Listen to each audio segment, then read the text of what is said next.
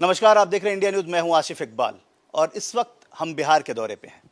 चुनावी यात्रा देख रहे हैं, चुनाव के मिजाज को समझ रहे हैं। हम इस वक्त वैशाली हैं, गणतंत्र की धरती पर, और मैं वैशाली के सांसद से आपको रूबरू कराने वाला हूं। उससे पहले मैं ज़रूर कहूँगा कि मुतमईन हूं मैं अपने दरख्तों से कि तूफान आएगा और चला जाएगा। जी हाँ, बहुत बड़ी लड़ाई लड़के यहाँ तक पहुँची हैं और आगे भी तैयारियाँ कर रही हैं वो अगले 5 साल के लिए। मैंने सही कहा ना? आपने अभी से तैयारी शुरू कर दी? क्योंकि मैं जब क्षेत्र में घूम रहा था तो मैं देख रहा था कि लगातार लोग ये कह रहे हैं कि कुछ काम हुआ है और कुछ काम बाकी है, जिन्होंने कहा है कि आप करने वाले हैं। आप पूरा करने वाले। सबसे पहले तो आपको बहुत बहुत धन्यवाद यहाँ आने के लिए। अभी तक जो काम हमने किया है, लोगों आप कह रहे हैं कि हम लोग के बीच गए हैं तो आपको पता चला है, तो हम बहुत सारा काम किए हैं अपने संसदीय क्षेत्र में। जो हमारा मोतीपुर जो हमारे संसदीय क्षेत्र में आता है, उसमें 3-3 गो हमने एथेनॉल का फैक्ट्री लगवाया। हुआ तो 5-4 गो, लेकिन 3 अभी चालू है, एक बहुत जल्द ही चालू। अगले बार के लिए भी आपने भी तैयारी श्योर कर दिया, तो चौथा भी यहाँ लगने जा रहा है। लोग उस पर काम कर रहे हैं अपना।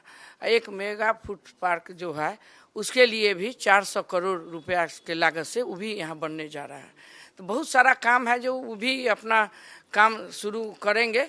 हमने मोतीपुर में रेलवे स्टेशन पर जो हमारा ऊपरी पुल नहीं था, ओवरब्रिज बनवाने का काम किए। हमने कांटी रेलवे स्टेशन का काम किए। जो ट्रेन बंद थी, जो हमारे 2002 में अटल बिहारी वाजपेयी जी के घोषणा हुआ था, जे वहाँ से सुगौली से आना है ट्रेन को, साहेबगंज होते हुए सभी जगह जाना है, तो काम बहुत धीमी गति में थे। हमने जब सांसद बने तो वहाँ के लोगों ने मुझे आवेदन दिया, सारा कागज पत्तर मुआयना कराए, तो हमने रेल मंत्री जी से मिल के कहे जो बहुत 10 में तैयार होना था उसको, लेकिन नहीं हुआ। हमने उनसे प्रयास करके तो अभी तो वैशाली में भी हाजीपुर से पटना, हाजीपुर से वैशाली तक ट्रेन चलवाए। उसके बाद यहाँ पारू तक आया, पारू से अभी देवरिया तक चला गया। लेकिन इसी वित्तीय वर्ष में हमको लगता है साहेबगंज से भी ट्रेन खुलने लगी। आपको लगता है कि जब सरकार होती है, डबल इंजन की सरकार होती है, उसका असर होता है? वो काम बहुत स्मूथ और बहुत जल्दी होता है? एकदम जल्दी होता है। हमारे माननीय बिहार सरकार भी एकदम तत्पर है, जमीन मुआयना कराने से लेके सभी करवाए हैं। तो दोनों सरकार मिल के काम करते हैं। जब डबल इंजन का सरकार होता है तो ट्रेन में भी देखते हैं, जो डबल इंजन रहता है तो बहुत तेज़ी से चलता है। तो इसी तरह हमारी सरकार जो है डबल इंजन का बहुत तेज़ी से काम कर रहा है। ये बहुत बड़ा सपना था हमारे यहाँ का, जो उसी क्षेत्र में पारू में मेरा घर है, अपना गाँव का घर। तो रेलवे के लिए लोग बहुत तरह ही मांग था, उसको 10 में तैयार होना था। इसके बाद हमारे आने के बाद बड़ी तेजी गति से हमने रेल मंत्री जी से आग्रह करके उसको पूरा करवाए। अब साहेबगंज से वित्तीय वर्ष में एकदम चालू हो जाएगा। तो उसके हमने काम कुछ चुनौतियां जो आपको लगता है या कुछ आपने तैयारी कर रखी है अगले के लिए, आप जैसा बता रही हैं कि क्योंकि अगले 5 साल के लिए आपने तैयारी की है, तो कुछ ऐसे बड़े काम जो आपको लगता है कि आपका आना बहुत ज़रूरी है, आपको लोकसभा जीतना बहुत ज़रूरी है, उन कामों के लिए? अभी हमारे वैशाली पर मैं फोकस देती हूँ कि वैशाली गणतंत्र की धरती है, महाबुद्ध के जन्म कर्म भूमि है, महावीर के जन्म स्थली है। वो बड़ी पूरे देश में विख्यात जगह है। वो वैशाली को जब नाम ही सुनता है तो लोग कहते हैं वैशाली से आप जीत क्या है। वैशाली के लिए अभी बहुत काम मुझे करना है, करना जरूरी है, इसलिए मुझे आना भी जरूरी है यहाँ। मैं तो सबसे पहले बता दूँ कि मैं यहाँ के स्थानीय हूँ, मैं वैशाली की बहू हूँ। लोगों ने मुझे अपना आशीर्वाद दिया 2001 से। मैं 2001 से पद पर हूँ और लोगों के आशीर्वाद प्यार है जो मुझे यहाँ तक लाने का काम किया। तो मैं वैशाली के सोचते हैं कि पर्यटन स्थल पर उनको जोड़ा जाए, जैसे राजगीर हमारा बना, वैसे हम वैशाली को भी चाहते हैं कि हमने दोनों सरकार से, केंद्र सरकार और बिहार सरकार से, माननीय मुख्यमंत्री जी से भी मेरी बात होती रहती है। तो वहाँ हम उसको चाहते हैं कि उसी तरह पर्यटन स्थल में घोषित हो। अभी वहाँ हमारा काम भी चल रहा है। वैशाली में जो अस्थि कलश का जो स्थापना होगा, माननीय मुख्यमंत्री जी उस पर भी बहुत अच्छा काम बिहार सरकार से भी हो रहा है, केंद्र सरकार, दोनों हमारे कर रहे हैं। तो वैशाली के लिए भी हम बहुत सोचे हैं। जैसे मुरारपुर में एक रेलवे लाइन है, वहाँ बहुत उद्योगिक क्षेत्र बन गया है और उसमें और बहुत सारा हमको प्रोजेक्ट लाना है। माननीय प्रधानमंत्री जी से, माननीय मुख्यमंत्री जी से कह के इस पर काम कराना। तो वहाँ फाटक का बहुत दिक्कत होता है, जो दोनों तरफ से ट्रक बस लगती है, तो घंटों घंटों ग्रामीण जनता को दिक्कत होता है जो साहेबगंज से आने जाने रहता है। तो वहाँ भी हमने ओवरब्रिज पास करवा दिया, बहुत जल्द काम शुरू होने वाला है। तो मैं कहना चाहती हूँ कि जो साहेबगंज है अब मोतीपुर से जो जब मुरारपुर के तरफ हम लोग जाते हैं तब भारतमाला प्रोजेक्ट में उसको भी हम चौड़ीकरण में हम अपने नितिन गडकरी जी से मिल के, माननीय मंत्री जी से, मेरे साथ उस समय मेरी लड़की कोमल सिंह भी थी, जब हम माननीय मंत्री जी से प्रोजेक्ट के बारे में लेके गए थे तब भारतमाला में उसको भी हम जोड़वा दिए बहुत जल्दी। अभी हमको लगता है कल रात आ रहे थे तो लगा है काम शुरू हो गया है वहाँ पे। मतलब आपको लग रहा है कि अगले चीजों के लिए भी आपने अभी तैयारी कर ली है। एक सवाल, राजनीतिक सवाल है। चुनौतियां नजर आती हैं क्योंकि हर चुनाव चुनौतियों से भरा होता है, ये सबको पता है। इस बार चुनाव में क्या चुनौतियां आपको नजर आ रही हैं? देखिए, मैं जब से छोटा, एक मैं बता देती हूँ अपने बारे में, जीवनी के बारे में, कि मैं राजनीतिक में नहीं थी।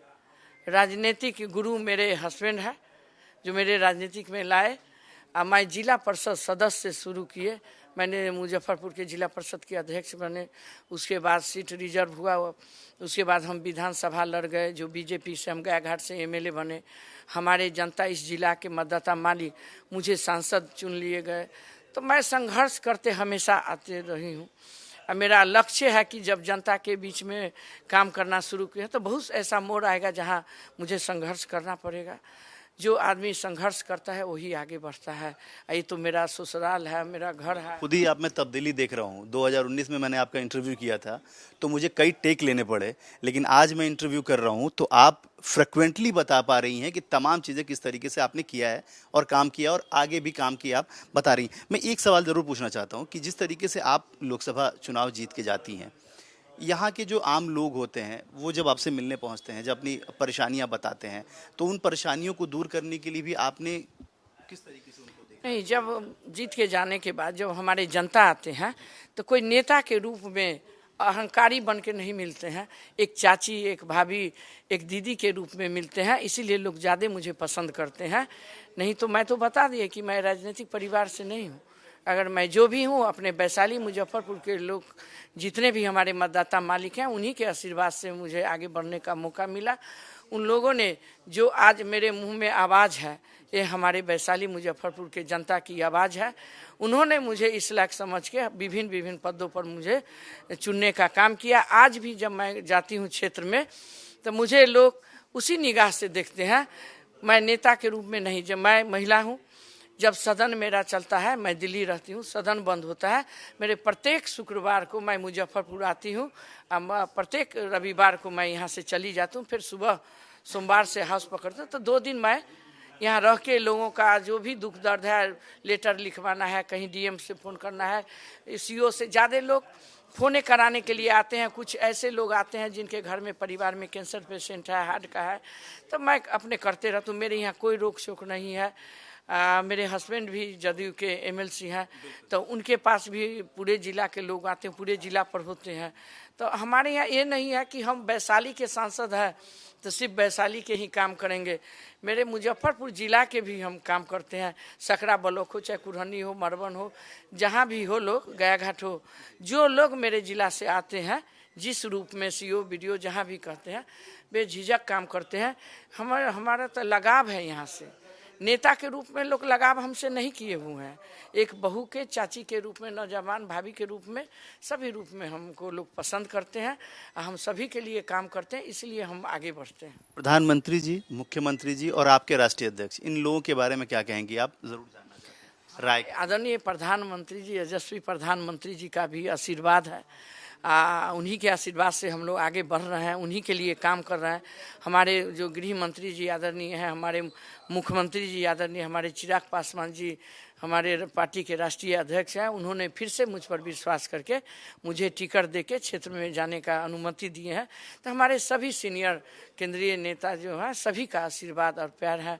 खासकर राष्ट्रपति मैडम से भी हम मिले थे, ये मेरे सामने भी फोटो है, उनका भी आशीर्वाद मेरे पास प्राप्त है। क्योंकि आपका बहुत बिजी शेड्यूल है, आपको बहुत सारे जगहों पे जाना होता है।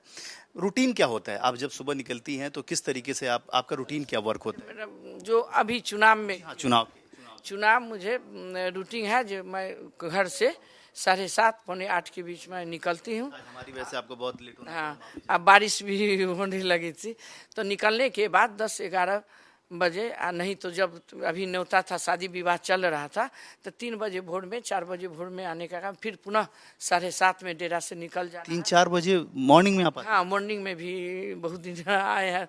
ऐसा मौका मिला है। तो जनता के बीच रहते हैं तो कोई भय नहीं है। सभी जानते हैं मेरे जिला के कि हम 2-3 गाड़ी से घूमते थे पहले, सांसद थे तो। अभी तो बहुत सारे लोग रहते हैं, जगह जगह मिलते रहते हैं, बढ़ते रहते हैं। क्या रिस्पॉन्स है लोगों का, क्या रिस्पॉन्स अच्छा है? रिस्पॉन्स है, सभी देश देख रहे हैं। चुनाव तो है नहीं पंचायत का चाहे कहीं का, जो लोग इधर उधर बहुत जो उम्मीदवार है कहते हैं कि जात पात का भेदभाव, यहाँ सारे बंधन टूट गया, कोई जात पात नहीं है। एकदम सिर्फ एक तरफ देश के लिए चुनाव हो रहा है, इस सभी को समझ आ गया। हमारे प्रधानमंत्री ने बहुत सारे योजना लाए लोगों को। जब प्रधानमंत्री खुद बोलते हैं कि 140 करोड़ भारतीय हमारा परिवार है, तो हमारे देश के लोग भी या हमारे संसदीय क्षेत्र के लोग भी कहते हैं कि मोदी जी भी मेरा परिवार है, हमारे गार्जियन। परिवार में एक ही गार्जियन होता है, मुखिया होता है जो पूरे घर चलाता है। तो हमारे देश के एक ही मुखिया आदरणीय यशस्वी प्रधानमंत्री है जो हमारे देश चलाते हैं। मंत्री का आशीर्वाद कब मिलने वाला है आपको? आपके मंत्री जी के आशीर्वाद प्राप्त है। उनका भी बहुत जल्द उनका भी बैठक होगा, प्रोग्राम बहुत जल्द होगा। 2-3 प्रोग्राम जहाँ जहाँ उनका डिमांड है हम लोग भेज दिए हैं। बहुत जल्द उनका आशीर्वाद मिलेगा क्षेत्र में। और आपके राष्ट्रीय अध्यक्ष? हमारे राष्ट्रीय अध्यक्ष अभी घूम रहे हैं। हमारा अभी चुनाव सब बाकी है। 20 तारीख को उनका है, 25 को मेरा चुनाव है राष्ट्रीय अध्यक्ष को। जिस दिन हम कहेंगे, हमको अपना पूरा विश्वास है अपने राष्ट्रीय अध्यक्ष पर। अगर हम कहें जो परसों आइए मेरे क्षेत्र में तो आ जाएंगे, मुझ पर विश्वास है उन पर।